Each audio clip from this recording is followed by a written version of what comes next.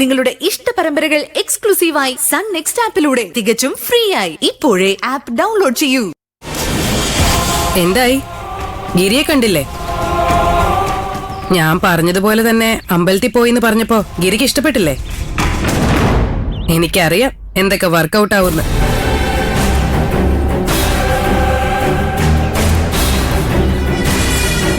എന്താ മോളെ, ഞാൻ പറഞ്ഞതുപോലെ കാര്യങ്ങൾ നടന്നില്ലേ? എല്ലാം ചാച്ചു പറയുന്ന പോലെ തന്നെയാ സംഭവിക്കുന്നത്. ആ മഞ്ജു ഞാൻ കളിക്കുന്നത് നാടകമാണെന്ന് മനസ്സിലാക്കി കഴിഞ്ഞു.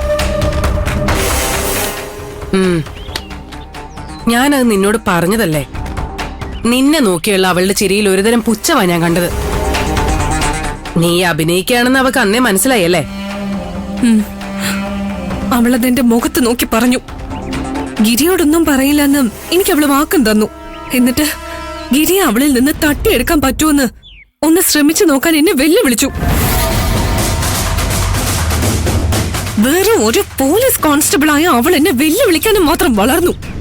ഗിരിയെ മഞ്ജുവിന് അത്രയ്ക്ക് വിശ്വാസമാണെന്ന് അതിന്റെ അർത്ഥം.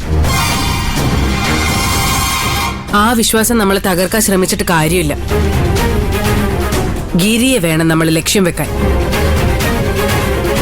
അതിനിപ്പോ നീ കളിക്കുന്ന നാടകം തുടർന്നുകൊണ്ടേയിരിക്കണം. എനിക്ക് അവളെ അവിടെ വെച്ച് തല്ലി കൊല്ലാനുള്ള ദേഷ്യം ഉണ്ടായിരുന്നു. പക്ഷെ ഗിരിയുടെ മുന്നിൽ എന്റെ പ്രതിച്ഛായ തകരാതിരിക്കാൻ ഞാൻ സംയമനം പാലിച്ചു. അതേതായാലും നന്നായി. ഗിരിക്ക് നിന്നെ സംശയമൊന്നുമില്ലെന്ന് ഉറപ്പല്ലേ? ആ, അത് ഉറപ്പാണ്. അപ്പൊ ഒരു കുഴപ്പമില്ല. മഞ്ജു ഗിരിയോടൊന്നും പറയില്ലെന്ന് എനിക്ക് വാക്ക് തന്നിട്ടുണ്ട്. പക്ഷെ അവൾക്ക് എപ്പോ വേണമെങ്കിലും മനസ്സ് മാറി ഗിരിയോട് ഞാൻ കളിക്കുന്ന നാടകമാണെന്ന് പറയില്ലേ? ഇപ്പോഴത്തെ ഒരു സാഹചര്യത്തിൽ അവനോട് മഞ്ജു അങ്ങനെ പറഞ്ഞാലും ഗിരി അത് വിശ്വസിക്കില്ല.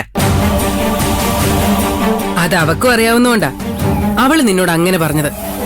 അല്ലാതെ അവളുടെ വിശാല മനസ്കത കാരണമൊന്നും അല്ല. അങ്ങനെ മഞ്ജു നിന്നെക്കുറിച്ച് ഗിരിയോട് കുറ്റം പറഞ്ഞ തന്നെ അവര് തമ്മിൽ അത് കാരണം വഴക്കുണ്ടാവേയുള്ളൂ. നീ ഗിരിയുടെ മുന്നിൽ നിന്റെ പ്രതിച്ഛായ നിലനിർത്തിക്കൊണ്ടു പോയാൽ മാത്രം മതി. ഗോപാൽജിയോട് അവനുള്ള കൂറ് അവൻ നിന്നോടും കാണിക്കും. അവന്റെ മനസ്സിൽ ശക്തമായൊരു സ്ഥാനം പിടിച്ചെടുത്താ പിന്നെ അവര് തമ്മിൽ വഴക്കുണ്ടാകാനുള്ള സാഹചര്യം ഒരിക്കൽ എളുപ്പമാണ്. പിന്നെ വൈകാതെ നിനക്ക് ഗിരിയെ സ്വന്തമാക്കാം.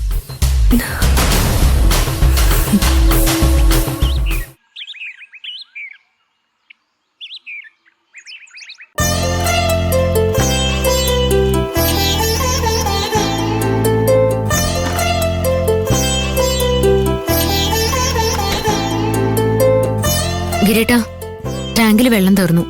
ഞാനൊന്ന് മോട്ടർ ഇട്ടിട്ട് വരാം. ഒന്ന് തന്നെ. ശാലിനി വീട്ടിലേക്ക് വന്നതില് നിനക്ക് വല്ല കുഴപ്പമുണ്ടോ? ഇല്ല, ഞാനങ്ങനെയൊന്നും പറഞ്ഞില്ലല്ലോ. പറഞ്ഞില്ല. അത് തന്നെ എന്റെ പേടി.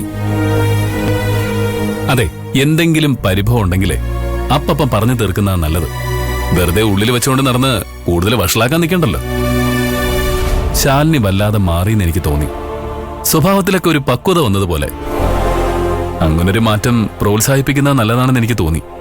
അതുകൊണ്ട് മാത്രമാണ് ഞാൻ അവളോട് സംസാരിച്ചത്. എനിക്കറിയാം. എന്തു പറ്റി? സാധാരണ അവളുടെ കൂടെ നിന്ന് സംസാരിച്ച നിനക്ക് സംശയരോഗം കൂടുമല്ലോ. ഇപ്പൊ എനിക്ക് എന്റെ ഭർത്താവിന് നല്ല വിശ്വാസമൊക്കെ ഉണ്ട്. ആരൊക്കെ എന്തൊക്കെ ചെയ്താലും ഈ മനസ്സിൽ എനിക്കൊരു സ്ഥാനം ഉണ്ടെന്ന് ഉറപ്പായി. അതുകൊണ്ട് എന്റെ സംശയരോഗത്തെക്കുറിച്ച് ചിന്തിക്കുന്നത് നിർത്തി വേഗം പോയി കുളിക്കാൻ നോക്ക്. ശരി. അല്ല, തോർത്തെടുത്തില്ലേ? ഞാൻ പോയി എടുത്തിട്ട് വരാം.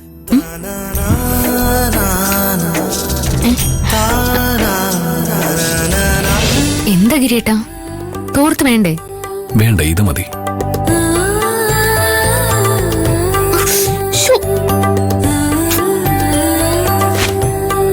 ഇന്ന് തോർത്താനേ ഇത് മതി.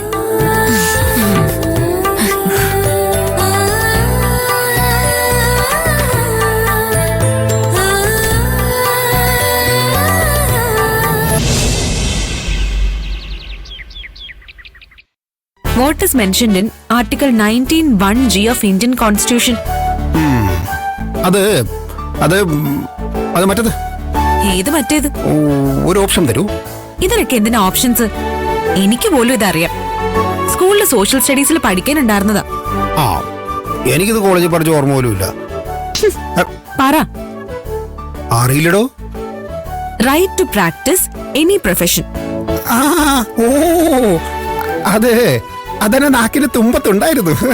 ദേ, വെറുതെ നുണ പറയല്ലേ. സത്യം പറ, രാവിലെ കോടതിയിലേക്കാന്ന് പറഞ്ഞ് വക്കീല് പോകുന്നത് എങ്ങോട്ടാ? വെറുതെ ജോലിയെ തൊട്ട് കളിക്കരുത്. ആ, അതെനിക്ക് ഇഷ്ടമല്ല. ആ, അല്ലെങ്കിലും ഞാൻ കൂടുതൽ ക്രിമിനൽ കേസുകൾ എടുക്കാറുള്ളത്. അതുകൊണ്ട് എന്റെ സ്പെഷ്യാലിറ്റി IPC ആണ്. അത് ഞാനൊരു പുലിയാണ്. IPC ഒക്കെ പണ്ടാ. അതിന്റെ പേര് മാറ്റി. ഇപ്പൊ BNS എന്നാ അതിനെ വിളിക്കുക. ഭാരതീയ ന്യായ സംഹിത. അതൊക്കെ എനിക്കും അറിയാം. ആണോ? എന്നാ അതിലെ എല്ലാ സെക്ഷനും ഓർമ്മയുണ്ടോ? പോട്ടെ, BNS മൊത്തം എത്ര സെക്ഷൻ ഉണ്ട്? ഒരു ക്ലൂ തരൂ. ഓ, ഇതൊന്നും അറിയാതെയാണോ ജഡ്ജി ആവാൻ നടക്കുന്നത്? ഇതെന്തൊരു സാധനം ഇത്? തല്ലാൻ വരെയാണോ? അയ്യോ, മറന്നുപോയെന്നോ? അടിക്കരുത്, അടിക്കരുത്. ഞാനൊരു വക്കീലാട്ടോ. എന്നെ അടിക്കരുത്. ഈ കൊച്ചെന്താ അടിക്കരുത്, അടിക്കരുത് കൊച്ചെ. അയ്യോ, വേദനിക്കുന്നുണ്ട്. അമ്മേ, അടിക്കല്ലേ. ഈ കൊച്ചെന്താ കാണിക്കരുത്. ഇനി മറക്കരുത്. ഇനി മര്യാദയ്ക്ക് പഠിച്ചോണം. ഓർമ്മയോ? കേട്ടോ പറഞ്ഞു. വക്കീല, ഞാൻ വക്കീല. വീണ്ടും പറയും. പഠിക്കൂ. മറന്നുപോയതാണെന്ന് ഞാൻ പറഞ്ഞിട്ടാ. മറന്നുപോയതാ.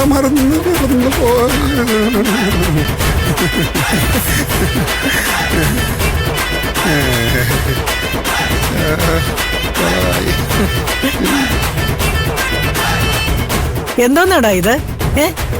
ഞാനേ മര്യാദക്ക് മജിസ്ട്രേറ്റ് ടെസ്റ്റിന് പഠിച്ചുകൊണ്ടിരിക്കുകയായിരുന്നു. അപ്പോഴാണ് എൻട്രൻസ് എക്സാം കഴിഞ്ഞ സ്ഥിതിക്ക് സഹായിക്കാന്നും പറഞ്ഞ് ഈ കൊച്ചു വന്നത്. എന്റെ കഷ്ടകാലത്തിന് ഞാൻ ശരിയെന്ന് പറഞ്ഞുപോയി. അപ്പം മുതൽ കിട്ടാൻ തുടങ്ങി അടിയാ. ചുമ്മാ ഒന്നും അല്ലമ്മേ അടിക്കുന്നേ. ഈ വക്കീലിന് ഒരു വകയും അറിയില്ല. എപ്പോഴും പുസ്തകം എടുത്തു വെച്ച് ബിൽഡപ്പ് കൊടുക്കുന്ന കാണാലോ. ഇത്രയും പഠിച്ചിട്ടും ഇതാണോ അവസ്ഥ? എന്റെ മോളെ പണ്ട് മുതൽ ഇവന്റെ ഒരു നമ്പരാ. ഏത് സമയം കയ്യിലൊരു പുസ്തകം കാണും. ഈ കണ്ണട, പിന്നെ ഷർട്ട് ഇൻസേർട്ട് ചെയ്തൊരു നടത്തോ. ടീച്ചർമാർക്കൊക്കെ ഇവൻ പഠിപ്പിസ്റ്റാണെന്നൊരു ധാരണ ഉണ്ടാകുമല്ലോ. ആ തെറ്റിദ്ധാരണയെ സോപ്പിടിയിലും വെച്ചാ ഇവൻ സ്കൂളിലെ എല്ലാ എക്സാമും പാസ്സായത്. അല്ലാതെ ഇവൻ ഒരു വകയും പഠിക്കൊന്നുമില്ല. എന്താടാ, ഉള്ളതല്ലേ ഞാൻ പറഞ്ഞ? അല്ലേ? നിന്റെ പരീക്ഷ എങ്ങനെ ഉണ്ടായിരുന്നു? കുഴപ്പമില്ലായിരുന്നു. ആ, പിന്നെ മോളെ, ഞാനേ 2 സാരി വാങ്ങിച്ചിട്ടുണ്ട്. വാ, കാണിച്ചു തരാം. വാ.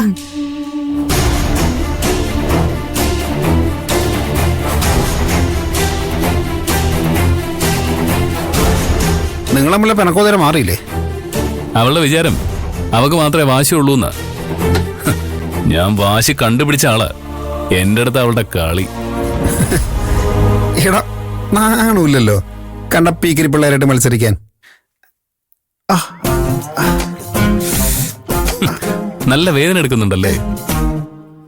ഒരു സ്കെയിൽ കൊണ്ട് അടിച്ചാലേ ഇത്രയും വേദന എടുക്കുമെന്ന് എനിക്കിപ്പോഴാണ് മനസ്സിലായത്.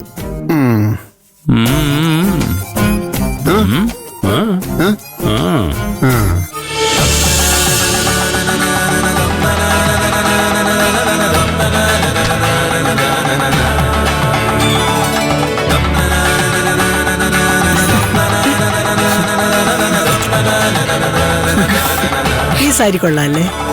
എനിക്ക് ഏറ്റവും ഇഷ്ടപ്പെട്ട ഇതാ. ആണോ? അങ്ങനെയാണെങ്കിലേ സീരിയലിലെ കല്യാണ സീൻ വരുമ്പോ ഇത് കൊടുത്തോണ്ട് പോകാം. ആ, അത് കൊള്ളാം.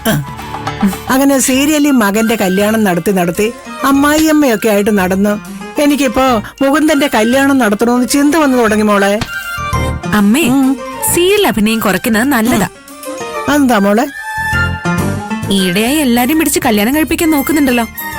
ആദ്യം എന്നെ, ഇപ്പൊ വക്കീലിനെ. മോക്ക് കല്യാണം കഴിക്കാതിരിക്കാൻ വ്യക്തമായ ചില കാരണങ്ങളുണ്ട്. മുകുന്ദൻ അങ്ങനെ എന്താ ഉള്ളത്? വക്കീലിന് മജിസ്ട്രേറ്റ് ആകണമെന്നില്ലേ? ഓ, അതിനുള്ള തയ്യാറെടുപ്പൊക്കെ മോള് കണ്ടതല്ലേ. അവന്റെ ജീവിതം ഒന്ന് കരകയറണമെങ്കിൽ അവനൊരു കുടുംബം ഉണ്ടാകണം. ഞാനിനി എത്ര കാലം കൂടി ഉണ്ടാവുന്നൊന്നും എനിക്കറിയില്ല മക്കളെ. എന്താ അമ്മ ഇങ്ങനെയൊക്കെ പറയുന്നേ? എന്റെ വിഷമാ മോളെ ഞാൻ പറഞ്ഞത്. ഞാൻ പോയാ പിന്നെ അവൻ ഒറ്റയ്ക്കാവില്ലേ? അവനങ്ങനെ ഒറ്റയ്ക്ക് ജീവിക്കാനൊന്നും പറ്റത്തില്ല. അതുകൊണ്ടാ ഞാൻ എങ്ങനെയെങ്കിലും അവന്റെ കല്യാണം ഒന്ന് നടത്താൻ നോക്കുന്നത്.